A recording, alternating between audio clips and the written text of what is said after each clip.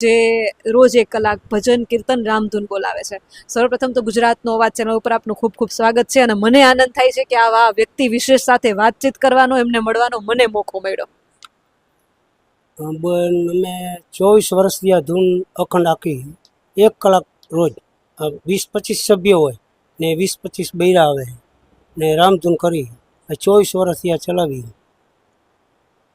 એનાથી એ સુંદર દ્રશ્ય મને એ જોવા મળ્યું. કેમેરામેનને વિનંતી કરું કે આ પહેલા આ પાછળનું બધું દ્રશ્ય બતાવે. નાના નાના બાળકો કે જે આંગણવાડીમાં નથી જતા, એટલા નાના કે જેને બોલતા માંડ આવડે છે, એટલી તોતડી ભાષામાં એ ઓમ ભૂર ભુવસ્વાહ શ્લોક બોલતા હતા.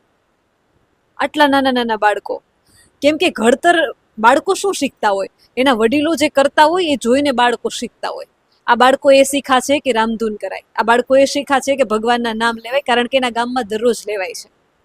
આ બાળકો કેટલો ટાઈમથી આવે છે? કાયમ આવે. તમે કેટલા વર્ષથી? 24 વર્ષ. સતત 24 વર્ષ. સતત 24 વર્ષ. માનો કે કોઈ વરસાદ કે એવી કોઈ આવવાનું, છત્રી લઈને આવવાનું, બાકી આવવાનું. બધા જેટલા સભ્ય બધા આવે. આધ્યાત્મ શું શક્તિ આપે? અત્યારે શક્તિ બહુ ઉર્જા આપે. જ્યારે જ્યારે કોઈ તકલીફ પડે, કોઈ મુશ્કેલીઓ પડે, ત્યારે આધ્યાત્મની શક્તિ કેટલી કામ આવે? ઘણી શક્તિ આપે. અત્યારે અમને એમ થાય કે આ ખેડૂત ઉપર આફત આવી પડી છે, તો અમે રામધૂન જેટલા વર્ષ ત્યાં કરીને બધું કોઈને એના ફાળે જવા દઈએ કે આનો નિર્ણય આપે સરકાર ને વળતર એને પૂરું આપી દે એવી આશા રાખી. શું નામ છે આપનું? હંસરાજભાઈ શિવાભાઈ વાઘપર. ગામની એકતા કેવી છે? ગામની એકતા સારી. બધા એક. રોજ 1 કલાકનું હોય છે. શું શું રામધૂન બોલો? રામધૂન જ બોલી, વધારે ભાગ રામધૂન જ. બાકી શનિવાર હોય તો હનુમાન ચાલીસા એક કરી. બેનો આવે છે? બેનો ઘણી આવે.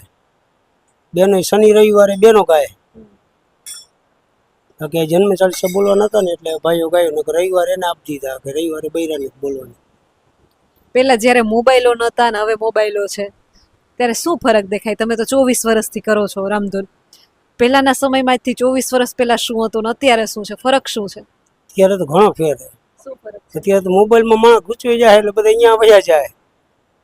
નકર તો માણસને મનોરંજનમાં કે જોવાનું આ જ હતું ને, ધૂનમાં આવે ને બેસે ને પ્રસાદ લઈએ. તમે એમ કીધું કે મારે 24 વર્ષના રામધૂનનું ફળ એને મળવું જોઈએ. આ કોઈ નાની વાત નથી, આ બહુ મોટી વાત છે.